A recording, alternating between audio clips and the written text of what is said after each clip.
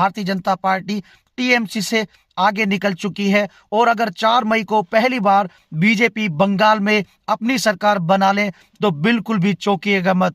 जी हाँ, मैं इसलिए ये कह पा रहा हूं कि जिस तरह की बंगाल से अब खबरें आने लगी हैं कि लोग खुलकर अब परिवर्तन के लिए बातें करने लगे हैं। और जो टीएमसी, ममता बनर्जी, जिस तरह इलेक्शन कमीशन, सुप्रीम कोर्ट, प्रधानमंत्री मोदी, अमित शाह और अब लेफ्ट पार्टियां, कांग्रेस, ओवैसी उन पर जिस तरह से हमला बोल रही है, अपनी फ्रस्ट्रेशन दिखा रही है, जो उनकी एक छवि बनी है एक लड़ाकू नेता की, जैसे चाहे वो नैरेटिव बना पा रही थी अब तक, इस बार पहली बार उनका कोई भी नैरेटिव ग्राउंड पे काम करता हुआ नहीं दिख रहा है। और जनता ने इस बार ऐसा लगता है कि मन बना लिया है कि इस बार परिवर्तन होकर रहेगा। मेन कारण जो एसआईआर की वजह से जो 60 लाख वोट कटे हैं और 60 लाख की सुप्रीम कोर्ट की सुपरविजन में स्क्रूटनी चल रही है, अगर जो स्क्रूटनी वाले वोट हैं उनमें से भी अगर आधे भी कट जाते हैं तो आप मान के चलिए टीएमसी को 2% मतों का नुकसान बिल्कुल होने जा रहा है।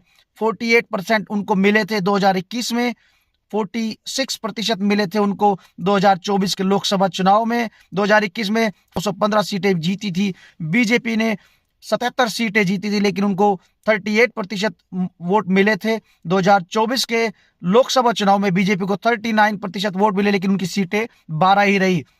तो अगर वो ही पैरामीटर माने, बेस लाइन माने, तो अगर एसआईआर की वजह से 2% वोट का नुकसान टीएमसी को हो रहा है तो वो 46 पे ऑलरेडी आ चुकी है। बीजेपी ने अगर जिस गति से वो बंगाल में दिन प्रतिदिन बढ़ रही है, अगर 3% अपने मत बढ़ा पाई तो वो 38 से 41, 40.5, 42 तक पहुंच जाएगी। और वो जो 3% जो बढ़ेंगे वो टीएमसी के कम होने वाले हैं, तो 46 - 3 तो 43 पर आ जाएगी। तो आप मान के चलिए बीजेपी अगर 41, 42 भी रही, टीएमसी 43, 44 भी रही, तो भी बीजेपी अपनी सरकार बना सकती है। टीएमसी के वोट ज्यादा होने के बाद भी सीटें कम हो सकती हैं, ऐसा कई राज्यों में पहले भी हो चुका है।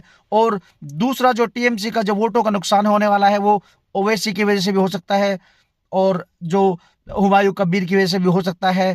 कांग्रेस भी अलग से लड़ रही है, लेफ्ट पार्टियां भी अलग से लड़ रही है, तो ये सब वोट टीएमसी के कटने वाले हैं।